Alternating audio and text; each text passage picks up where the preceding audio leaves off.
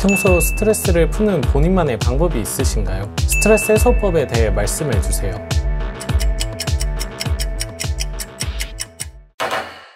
아마 이 질문을 받는 그 순간이 가장 스트레스를 받는 상황이라고 볼 수 있을 것입니다. 모든 면접 질문은 두 갈식으로 그리고 핵심 위주로 답변하는 연습을 하는 것이 좋습니다. 조직의 의사결정권자들은 심플한 답변을 선호하기 때문입니다. 한국인의 말은 끝까지 들어봐야 한다는 얘기는 면접장에서만큼은 허용되지 않음을 받아들여야 합니다. 이번 질문의 경우 저는 이러저러한 것들을 하면서 스트레스를 풀고 있습니다 라고 답변을 시작하고 스트레스가 어떻게 풀리는지 등의 내용을 덧붙이면 충분합니다. 그런데 종종 본인이 언제 스트레스를 받는지부터 대서사실을 쏟아내는 경우가 있습니다. 미리 답변을 준비하지 못했거나 긴장감 때문에 횡설수설하는 과정에서 의도치 않게 답변이 길어지는 경우가 여기에 속합니다. 앞서 다뤘던 존경하는 인물 사례와 같이 스트레스 해소 수단에 정답이 있는 것은 아닙니다. 다만 한 가지 소재만 피했으면 좋겠습니다. 바로 해외여행입니다. 일반적으로 실무진 면접에서 마주하는 면접관의 연령대는 최소 30대 중반부터 시작된다고 볼 수 있고 의사결정권자 혹은 해당 면접장에서 최연장자의 연령은 40~50대일 확률이 높습니다. 이들은 최소 팀 단위의 조직을 관리하는 입장일 것이므로 해외여행을 언급한다면 부서 업무가 한창 바쁜 시기나 휴가철에 해외여행을 보내줘야 한다는 선입견을 가질 가능성이 존재합니다. 이러한 측면을 고려했을 때 면접관에게 부담스럽게 느껴지지 않을 소재를 준비하는 것이 좋습니다. 그럼 지금부터 예시를 하나 들어보겠습니다. 저는 주기적으로 러닝을 하면서 스트레스를 풀고 있습니다. 매일 밤 5km씩 달리며 걱정거리나 고민들을 잠시나마 잊을 수 있고 무엇보다 하루 종일 풀리지 않던 문제의 해결책이 떠오르는 경우도 있었습니다. 입사 후에도 러닝을 통해 빠르게 스트레스를 풀고 업무에 다시 집중할 수 있게끔 출근 전 혹은 퇴근 후 시간을 활용해 보겠습니다. 이처럼 사소하게 보이는 소재라도 어떻게 표현하느냐에 따라 면접관에게 전달되는 메시지는 달라질 수 있습니다. 실제 스트레스 해소 수단이 아니더라도 본인의 취미나 최근에 관심을 갖고 있는 것들이 무엇인지 고민해 보는 것도 괜찮습니다. 앞서 예시로 들었던 러닝뿐만 아니라 자전거, 등산, 배드민턴 등도 괜찮은 답변이 될 수 있습니다. 면접관들이 자주 하는 활동이라서 공감대를 형성할 수 있기 때문입니다.